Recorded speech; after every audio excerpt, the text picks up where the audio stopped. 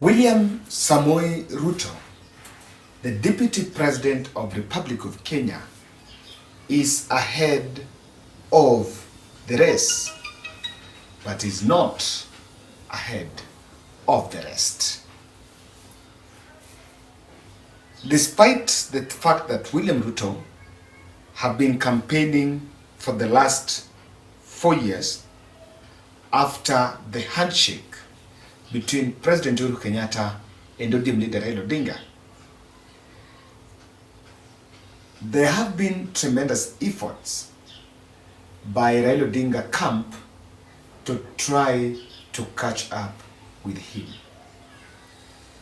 I don't want to be disillusional, but I want to agree with people who say, and the polls that show, that William Ruto is far much on top of the game. You have to give him that credit, because I think when you talk about political rallies, he's a politician that have been doing rallies day in, day out. Even today, he was in Trans Nzoia.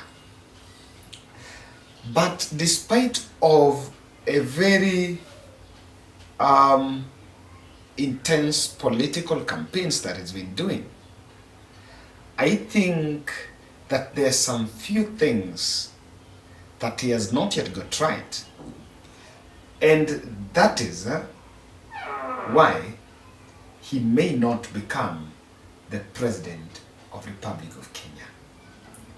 There are some philosophers that say that what counts is not the people who vote, but the people who count the vote. But seems that is the philosophy that Ruto hears less of. Now in this video, I'll analyze on 4 indications that show that William Ruto may not become the President of Kenya, at least in 2022. If you're new to this channel, kindly subscribe, share this video, click the notification button so that when we do political analysis here, you'll be notified, because this channel is typically for political analysis. Balanced, non-biased, and authentic journalism. Now, why do I think that William Ruto may not inherit the house at the top of the hill? And one of the mistakes he's doing is undermining the power of coalitions with small parties. William Ruto, before 2017, I think, he had a well-coordinated political approach to engage, solidify, and hold the traditional fan base that Jubilee enjoyed in 2013 and 2017. That including the giant Rift Valley in central Kenya, in parts of northeastern, Kisii, and the coast. But one of the things he said, that after forming the United Democratic Alliance Party, UDA, he showed his back to the small parties. And one of the culprits, or one of the victims of that political strategy, is none other than Moses Kuria and Mwangi Kiunjuri. Now, Moses Kuria was a key vocal politician from central Kenya. And nowadays, even if you see these other politicians around deputy president, Moses Kuria was ahead of all of them. Irungu Kang'ata just joined William Ruto recently. Kimani Ichung'wah has been there, but he's been playing some low role He's not been so vocal. Only speaks when he's supposed to speak. Susan Kihika is more concentrated on the governor's seat in Nakuru. But Moses Kuria was a very strong political point man that William Ruto lost from central Kenya, alongside Mwangi Kiunjuri, who was in contention for the deputy president post, or rather for the running mate. But because these two gentlemen had their own parties, William Ruto or the party pronounced themselves that they were not going to engage on coalitions, and now they lost those leaders. When I was doing my analysis, I mentioned that he needed to maintain the traditional fan base of Jubilee and Jubilee in 2013-2017. When Jubilee Party was formed in 2017, President Uhuru Kenyatta made sure that he worked with the Northeastern. You know, in Northeastern there is the clan politics. But he engaged in them and told them that we are going to work under Jubilee, but we'll allow the clan democracy to thrive, but in presidency, give me your vote. Understand? When he went to the coast, he mentioned that I know the issues here, but he worked with all. When Jubilee Party was made, they consolidated the Mbas Party from Meru, and it was formed in Jubilee. But our deputy president is losing a grip of Northeastern. He's going to lose the Mbas members by Meru governor. He's going to lose the Lonyangapuo from West Pokot because he has mentioned he doesn't want coalition with small parties. You have to follow your party. But no one wants to repeat the mistake that they repeated in a Jubilee. So that is one thing that Deputy President got wrong. Secondly, is undermining the power of inclusivity. The presidency is just an institution, and it is on top. But below the presidency, there are other aspects that come into play. There are political interests, there are business interests, and there are also international interests in Kenya. But Ruto have opted to pick cheerleaders to cheer him to presidency.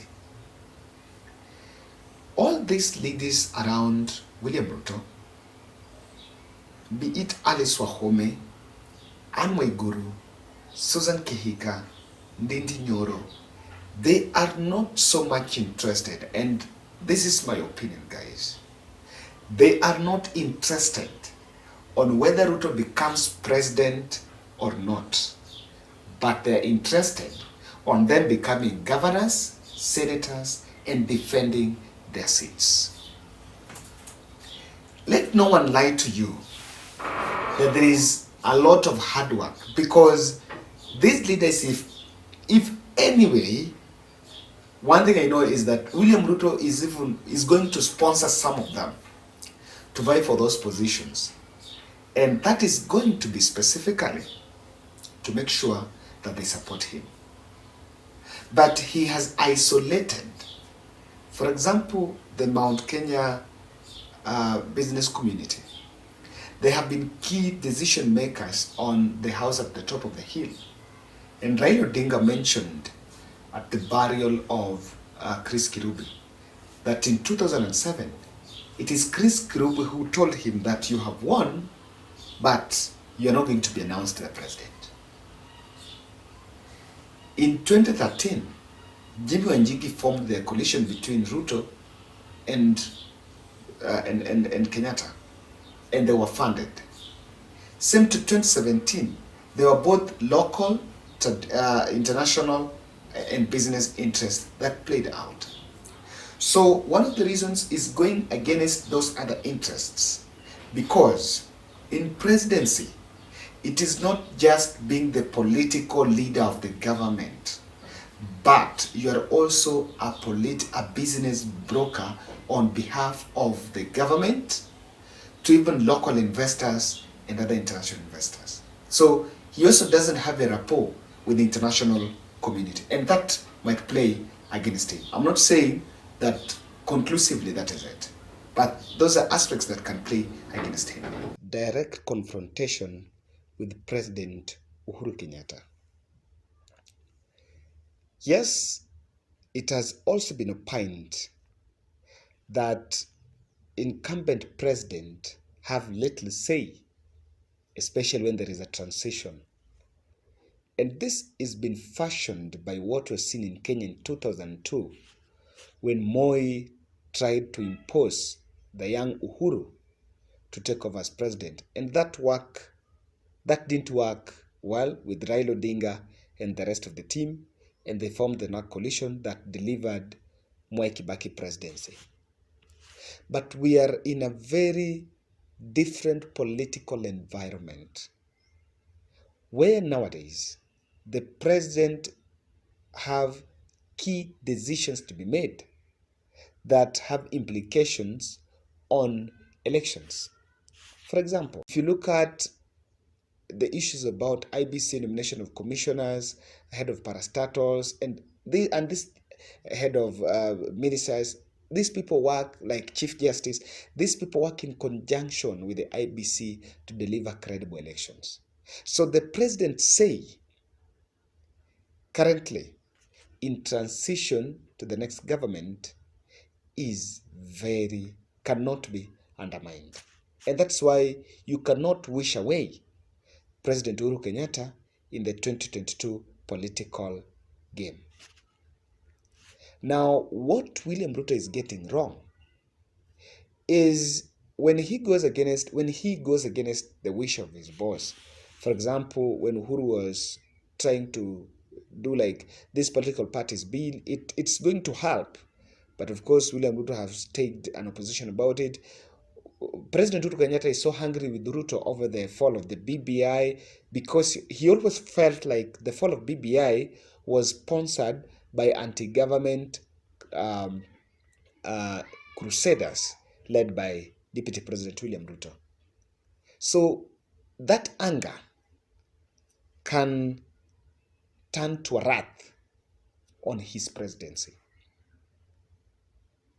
So one thing that I really want to believe that William Ruto ought just to have toed the line, stick with his boss. As of the last minute, President Uhuru Kenyatta won't have any other option but to make sure that works with him. Actually, because Raila will be campaigning against the same government, if William Ruto would have stuck with President Uhuru Kenyatta, then what would have happened is actually Uhuru would have just supported his deputy. And that will be it. So I think that's also one of the things that does not now. Another thing is, lastly, on the post-2022 outcome. Now, this is the truth of the matter. When on 9th or 10th August 2022, Chebukati announces William Samoei Ruto as the 5th President of the Republic of Kenya, that will be the last nail on the political casket of Raila Odinga, Musalia Mudavadi, Uhuru Kenyatta, Gideon Moi, and all these, Kalonzo Musyoka, all these people will be in political oblivion. And that is why all of them are interested in a president that will embrace inclusivity. Someone who wants to work with all. Gather all, scatter none. And Uhuru knows that post-2022, for any other person to become president or for success of the same government, William Ruto is not going to let go. And William Ruto after 2022 his script is very easy. Make sure he sticks around with the Kikuyu Kalenjin and plays well and embraces them. Then he gets a second term. After second term, he does what he wants. Turns now another person and sees who can secure his interests. And so, I think that is also why the post-22 issue, Kenyatta knows very well that if Ruto becomes president, then there are many things that he has done in this term, both as his business interest or his business ventures and maybe other things that he has done, that the government can undo. You remember this issue about the Western Hotel? It was personal because it's a personal property to deputy president. But when he sees the government fighting that, I think William Ruto also got hungry. So that's my point, why I think that William Ruto might not really get to the house at the top of the hill. And these are things that he has to go through so that he can do it. Lastly, there've also been this issue of bad advisors. Now, Ruto's advisors, I think, I don't know, I don't even remember them, because the only people you see around him are these politicians, these young politicians. He needed to be with the old politicians like Henry Kosgei, Franklin Bett, these people who have been in government for some time and knows how government is run and how transition is done, people who have been in transition. But the young politicians are short-sighted. He needed to be with the Musalim Davadis, the Fred Gumos, and so. The young politicians are short-sighted. They only thrive on emotions and euphoria, but they are not really keen on strategy. It is young politicians that charge deputy president to go offensive against Jubilee government. Because when they become compact majority around him, whatever he says, they do, and they do it their own way.